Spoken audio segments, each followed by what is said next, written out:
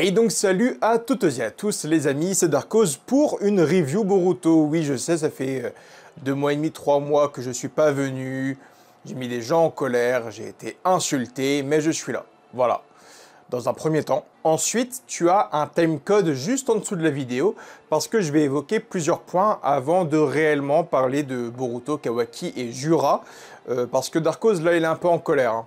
Je vais un peu gueuler, mais pour une fois que je vais le faire, t'as rien à dire quoi.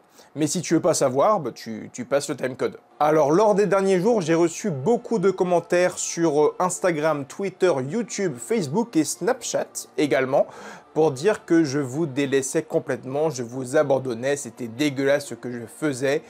Il fallait que je reste avec le chef otaku, faire des vidéos avec lui, puisque maintenant je sais faire que ça, faire de la promotion pour des mangas français, bref. Ce que je fais, c'est nul, il faut se désabonner, je fais plus rien sur Internet, je vous manque de respect et je vous crache à la gueule, hein, en résumé. Dans un premier temps, je suis désolé, nous sommes à 96 000 abonnés, je sais qu'il y a quand même beaucoup de gens abonnés à cette chaîne et je sais que je vous délaisse plus ou moins d'une manière ou d'une autre. Oui, il faut le dire, c'est vrai, j'en suis complètement désolé, mais par contre, mentir et dire que je ne suis pas présent sur internet, que je ne fais rien, que je ne suis pas là et que je fais rien, ouais, ça c'est un truc qui me saoule un peu. Donc on va faire très rapidement une petite récap de ce que j'ai fait pour l'instant, de janvier jusqu'à juillet. Voilà, pour commencer, nous avons 8 vidéos sur la chaîne Darkos que j'ai écrit, monté, tourné tout seul. Donc aussi gérer l'éclairage, gérer les caméras, gérer le micro, gérer la balance des sons et j'en passe. Donc 8 vidéos sur la chaîne Darkos, pour commencer. Ensuite sur la chaîne Spatule Bro, parce que oui je ne suis pas que sur la chaîne Darkos, chez Spatule Bro j'ai participé à plus de 40 vidéos. Il y a des live reactions, il y a des reviews, il y a des podcasts. Parfois j'aide à l'écriture sur des vidéos, j'aide à l'éclairage, à la caméra, je fais des caméos.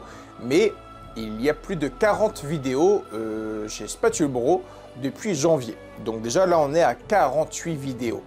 Quand même, hein. Ensuite on bascule sur la chaîne du chef otaku. J'ai participé à plus de 12 vidéos en caméo, en intervention, où je donne par exemple des informations sur Naruto. Et j'écris quasiment tous les narutologies depuis quelques semaines, quelques mois. Donc voilà. Voilà, 12 vidéos chez Otaku, plus de 40 Spatule Bro, plus de 8 sur Darkos. À côté de ça, j'écris des nouveaux formats de vidéos et j'écris mon manga à moi, ça vous le savez. Bref, je vais pas me battre avec vous parce que c'est pas l'objectif et peut-être que ceux qui gueulent c'est qu'une minorité et c'est aussi le cas surtout, hein. Mais voilà, il y a eu plus de 60 vidéos auxquelles j'ai participé en 7 mois. Je n'ai jamais eu, je crois, une année aussi forte sur YouTube, aussi élevée au niveau du rythme. 60 vidéos en 7 mois, sachant que des fois, dans le lot, il y a des vidéos de 1 heure. Hein. Donc voilà, dire que Darkos il casse les couilles parce qu'il n'est plus présent sur Internet, c'est faux. Je n'ai jamais été aussi présent sur Internet. Vous avez sûrement entendu parler du Spatule Jump et de tous ces événements par rapport au manga français. Je suis plus ou moins derrière aussi. Je ne vais pas dire que je suis le créateur et j'en passe parce que ce n'est pas vraiment le cas, mais les envois et j'en passe, j'y ai contribué. C'est moi qui ai mis les trucs sous enveloppe avec Steven de la prod. Je bosse beaucoup. Je bosse énormément. Je meurs de fatigue en ce moment. Voilà. En fait, ce qui est dommage, c'est que j'ai prévenu tout ça lors d'une vidéo sur ma chaîne en début d'année. J'ai dit que j'allais rejoindre l'équipe du chef otaku et que du coup, il y allait avoir plein de projets avec Spatule Bro, chef otaku, la Spatule Production et Spatule Édition, donc faire des mangas français, faire des recueils comme les Spatule Jump, comme Isekaiara.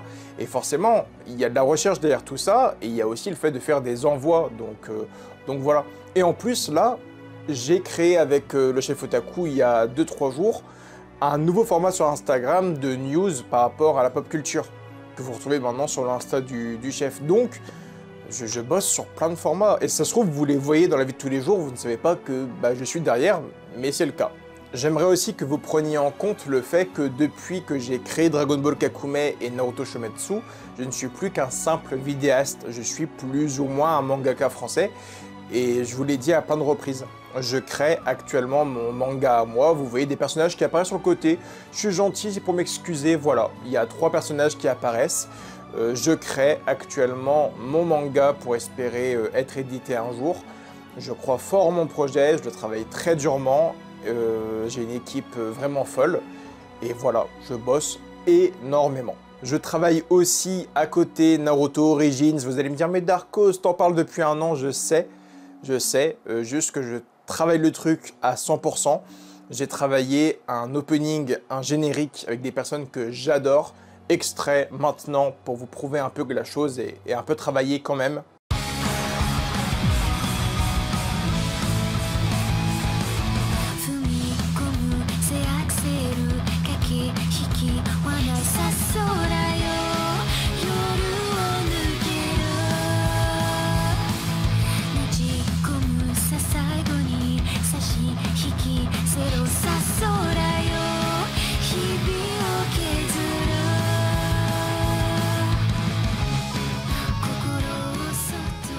Mais voilà, juste que je veux bosser le truc à 100%, je veux que ce soit bien fait, ça prend du temps, je suis désolé, mais ça doit prendre du temps. Ça doit prendre du temps parce qu'aujourd'hui, je suis sur Spatule Bro, Chef Otaku, Darkos, je fais un manga, je suis sur Instagram, je fais plein de trucs en fait. Voilà, juste quand vous regardez les vidéos du Chef Otaku, dites-vous quand même très souvent, je suis à l'écriture derrière ou bien au montage. Le montage, là, il y a 2 chances sur 3 que je sois derrière le montage, que je sois la personne qui ait monté la vidéo, qui ait fait la com, qui ait fait la miniature, qui ait fait... On est derrière tout ça. Les miniatures du Chef Otaku sur les grosses vidéos, c'est moi et mon équipe plus ou moins. Donc on s'exporte, on n'est pas que sur la chaîne Darkos, j'aimerais que vous compreniez ça, et pas juste me faire insulter gratuitement sur YouTube, parce que ça donne pas non plus très envie de revenir. On va pas se mentir. Bref, avant de commencer la review d'aujourd'hui, on va faire une rapide collaboration avec une marque ou avec un événement. Parce que oui, ça vous fait chier ça aussi, ça vous n'aimez pas quand il y a des partenariats et des choses mises en avant. Mais c'est la première fois de ma vie, en plus de 300 ou 400 vidéos sur YouTube, que vous avez un partenariat sur la chaîne. Et si je l'ai accepté, c'est parce que vous pouvez gagner des choses. Voilà, tout simplement. Voilà. Parce que oui, je tiens à le préciser et je suis un peu grumpy, je suis un peu colère, mais sur plus de 300-400 vidéos, vous ne verrez jamais, voire rarement, un YouTuber avec une chaîne comme la mienne, ça veut dire quasiment 100 000 abonnés, qui ne fait aucun partenariat. Matez toutes mes vidéos si vous voulez, vous ne verrez jamais un partenariat ou voilà, une marque qui a déposé un truc sur ma chaîne, parce que je n'accepte aucun partenariat. YouTube, c'est ma passion, YouTube, c'est mon loisir. Je n'ai jamais accepté une collaboration. Il y a CyberGhost VPN qui m'a contacté il y a 2 semaines, j'ai refusé, j'ai même pas répondu, parce que je m'en fous. Je ne veux pas me faire de l'argent avec YouTube, c'est une passion, c'est le truc qui m'anime, c'est le truc que je kiffe, je kiffe faire ça. C'est une passion qui m'anime. Donc, voilà, pour tous ceux qui m'insultent, désabonnez-vous si vous voulez. Moi, j'ai toujours fait ça par passion et pour le kiff. Juste qu'il faut également comprendre que le Chef Otaku, c'est mon employeur avant tout, je bosse pour lui et c'est comme ça que je gagne ma vie. Donc voilà, il faut le comprendre bien gentiment. Et maintenant, on passe à la partie sponsor entre guillemets. J'ai la chance donc d'être l'ambassadeur de l'événement qui est le ciné-concert Naruto Shippuden Symphonic Experience qui va se passer à Rennes le 29 novembre. Au soir. Donc ça, c'est un pur plaisir. Je suis extrêmement content.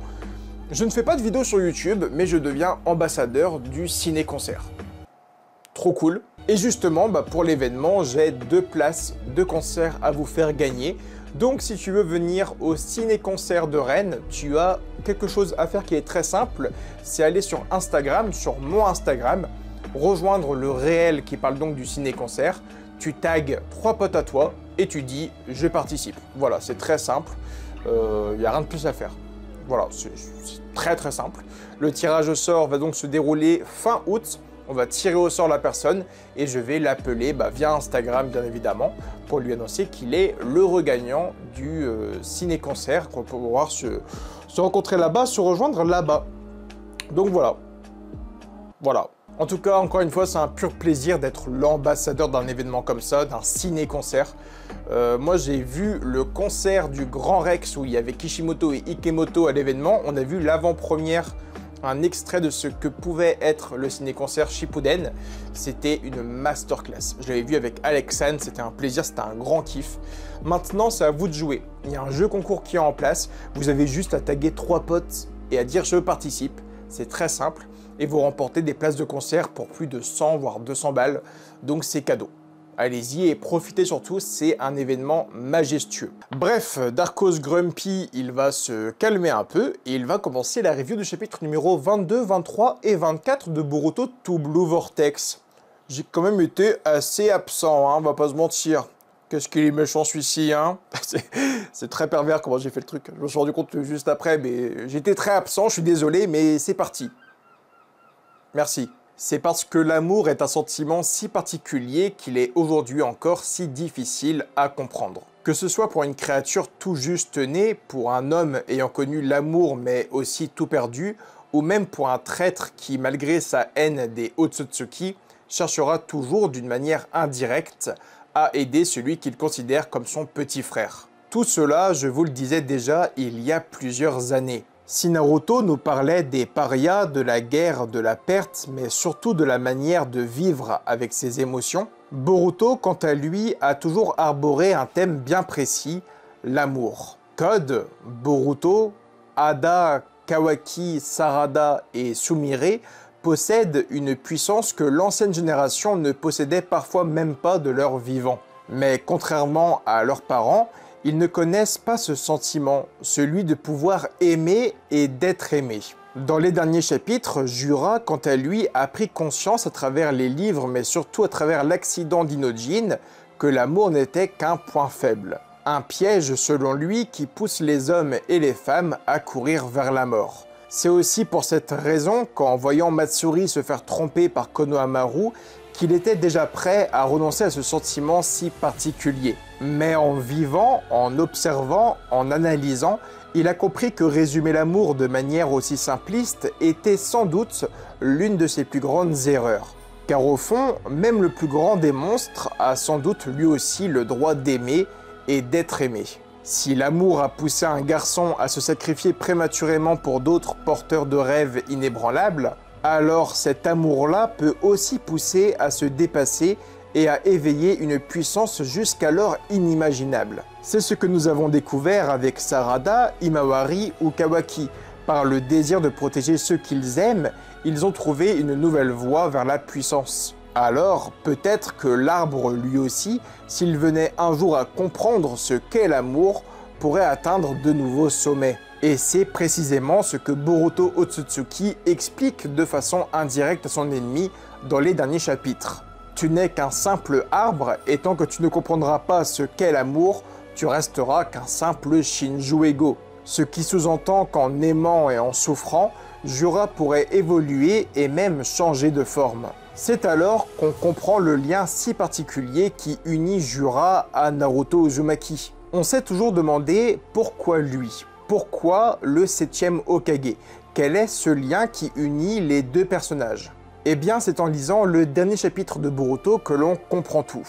Au cours du manga Naruto, le personnage principal a offert de l'amour au démon à queue. Grâce à lui, ces entités autrefois craintes et traquées dans le monde entier ont reçu protection et reconnaissance, formant une véritable union, presque une famille. Et tout ça, on s'en rend surtout compte avec l'anime Boruto Naruto Next Generations, où désormais il y a des magasins, des boutiques avec des peluches de démons à queue, et les enfants et adultes se les arrachent. Tout le monde veut rencontrer les démons à queue.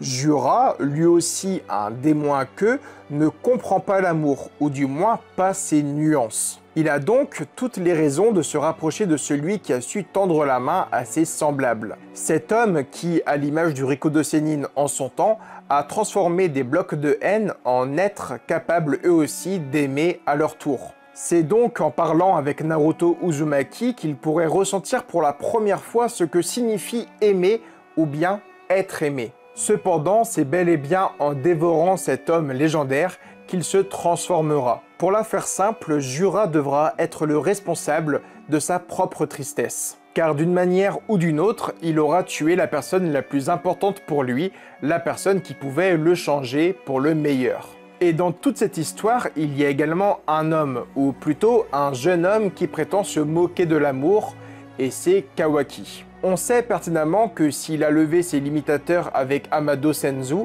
c'est en partie par manque de puissance. Mais surtout, c'est parce qu'il voulait protéger les êtres les plus chers à son cœur, sa sœur et ses parents adoptifs. Et pourtant, dans ses mots, Kawaki semble rejeter l'amour, alors qu'il en est sans doute la première victime.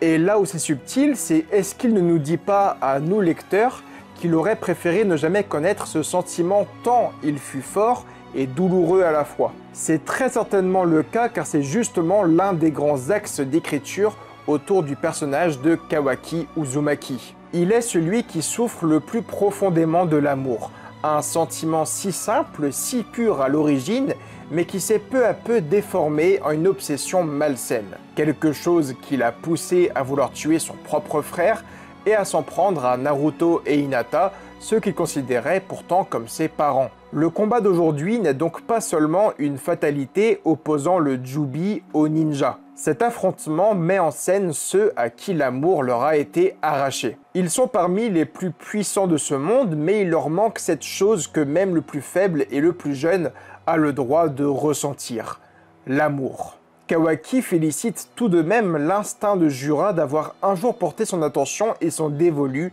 sur Naruto Uzumaki. Mais attention, ne vous y trompez pas, un jour ou l'autre, Kawaki parviendra à tuer Jura. Car il l'a dit à la fin de Boruto Naruto Next Generations, tous ceux qui s'en prendront à Naruto mourront de mes mains. Ce simple compliment suffira pourtant à faire naître chez Jura un sentiment nouveau, dérivé de l'amour.